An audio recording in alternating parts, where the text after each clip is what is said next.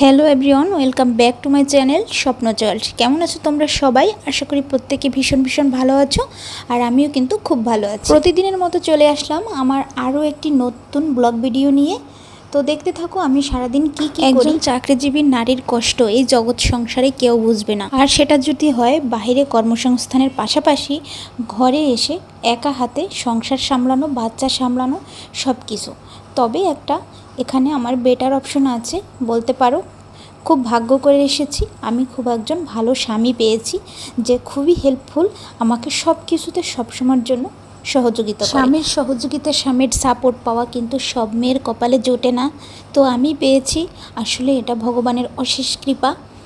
সকালবেলা ঘুম থেকে উঠে প্রথমেই আমার কাজ হচ্ছে আমি বেডটা খুব ভালো করে গুছিয়ে নেব। কখনো যদি আমার বেডশিট একটু এলোমেলো থাকে, একটু অগোছালো হয়ে যায়, যেহেতু বাচ্চা আছে বাসায়, ও বেডের উপরে উঠে অনেক লাফালাফি দৌড়ঝাঁপ করে, যেগুলোর জন্য বেডশিট একদম ঠিকভাবে থাকতে চায় না যতই আমি গুছাই না কেন। কিন্তু যখনই আমার চোখে পড়ে যে বেডশিটটা একটু এলোমেলো হয়ে আছে, আমি সঙ্গে সঙ্গে গুছিয়ে নিই। আমার আর কিছু হোক বা না হোক, বেডশিট নিয়ে আমার খুব অ্যালার্জি। বেডটা যদি খুব সুন্দরভাবে সাজানো থাকে, আমার মনে হয় সংসারের অর্ধেক কাজ হয়ে যায়, আর আমার মনটাও একদম ফ্রেশ থাকে। কারণ দিন শেষে যত কাজই করি না কেন, এটাই কিন্তু একটা শান্তির জায়গা। যখন আমি আমার বেডে শুই, একদম মনে হয় যেন সমস্ত দিনের ক্লান্তি আমার এখানেই শেষ, আবার নতুন করে পরের দিন কাজ করার এনার্জি, পরের দিনের এনার্জি বুস্ট করার জন্য এটা কিন্তু একটা বেটার অপশন। অন্তত পক্ষে আমি মনে করি এরকম, যদি আমি একটা শান্তির ঘুম দিতে পারি, ঠিকঠাক মতো আমি রাতের বেলা ঘুমোতে পারি 7 থেকে 8 ঘন্টার সময়, তাহলে আমার কোনো কাজে ক্লান্তি আসে না। পরের দিন একদম খুব সুন্দরভাবে ফ্রেশ মুডে সমস্ত কাজ একদম কমপ্লিট করতে পারি। আর যদি রাতের ঘুমটা ঠিকমতো না হয়, সেক্ষেত্রে পরের দিন আমি একদমই শান্তি পাই না, আর সমস্ত কাজেই যেন আমার আলসেমি বাজে এবং শরীরটাও খারাপ থাকে।